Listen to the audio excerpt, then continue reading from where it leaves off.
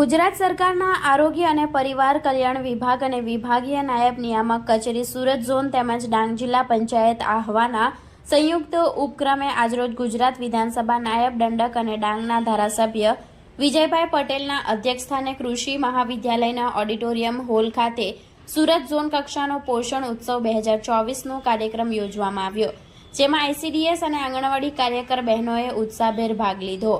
વઘઈ ખાતે યોજાયેલા પોષણ ઉત્સવ 2024માં સુરત, વલસાડ, નવસારી, ભરૂચ, તાપી, નર્મદા અને ડાંગ જિલ્લાની બહેનોએ કાર્યક્રમ સ્થળે વાનગી સ્ટોલ ઊભા કરીને વિવિધ વાનગી પ્રદર્શિત કરી હતી, જેનું નિરીક્ષકો દ્વારા મૂલ્યાંકન કરવામાં આવ્યું। આ પ્રસંગે વિજયભાઈ પટેલે જણાવ્યું કે મહિલા અને બાળ વિકાસ વિભાગ મહિલાઓ અને બાળકોના પોષણ તથા આરોગ્ય માટે સતત પ્રયત્નશીલ છે।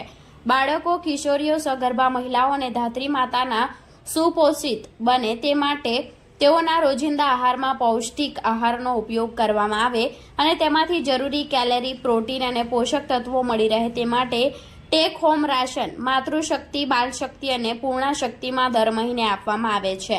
મિલેટ્સ ધાન્યો જેવા કે બાજરી, જુવાર, નાગલી, કોદરી, બંટીનો પણ આહારમાં નિયમિત ઉપયોગ કરવા ઉપસ્થિત મહિલાઓ, કિશોરીઓને જણાવ્યું હતું। બાળકો અને સગર્ભા બહેનો યોગ્ય પ્રમાણમાં પોષણયુક્ત ખોરાક, આરોગ્ય, વિવિધ દેશી વાનગીઓ ઓછી ખર્ચાળ વસ્તુઓમાંથી બનાવી બાળકોને આરોગ્યપ્રદ ખોરાક પૂરો પાડે અને ઘર આંગણે આંગણવાડીમાં મળતું ટેક હોમ રાશન, મિલેટ્સ તેમજ સરગવા જેવા પૌષ્ટિક ખોરાક નિયમિત રીતે આહારમાં ઉપયોગ કરે, જેથી માતા પોષિત થશે તો બાળકો પણ પોષિત બની સ્વસ્થ રહેશે, તેમ પણ તેઓએ ઉમેર્યું હતું।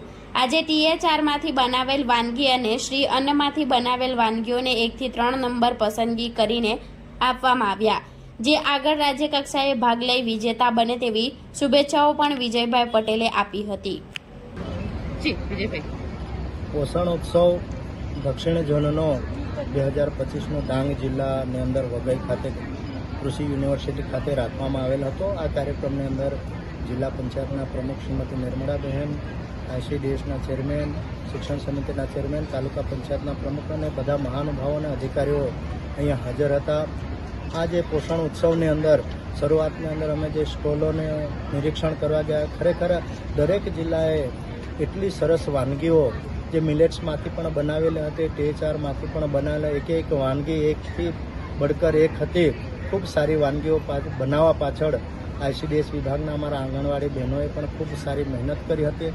સાથે અહીંયા વેશભૂષાનો કાર્યક્રમ પણ યોજવામાં આવ્યો, એમાં પણ દરેક બાળકે ખૂબ સારું કયા વનસ્પતિમાંથી, કયા ધાન્યમાંથી શું વિટામિન્સ મળે છે, આયર્ન મળે છે, કેલ્શિયમ મળે છે, એ પણ જાણકારી આપી અને ખૂબ સરસ આયોજન આ વિભાગ દ્વારા અહીંયા કરવામાં આવ્યું। ખરેખર અમારા ડાંગ જિલ્લાના બધા જ આ વિભાગના અધિકારીઓ, પદાધિકારીઓ બધાને હું અભિનંદન પાઠવું છું અને ખૂબ સરસ આયોજન આ દક્ષિણ ઝોનનો પોષણ ઉત્સવનો કાર્યક્રમ ડાંગની અંદર ખૂબ શાંતિમય વાતાવરણની અંદર કરવામાં આવ્યો, એ બદલ બધાનો આભાર માનું છું।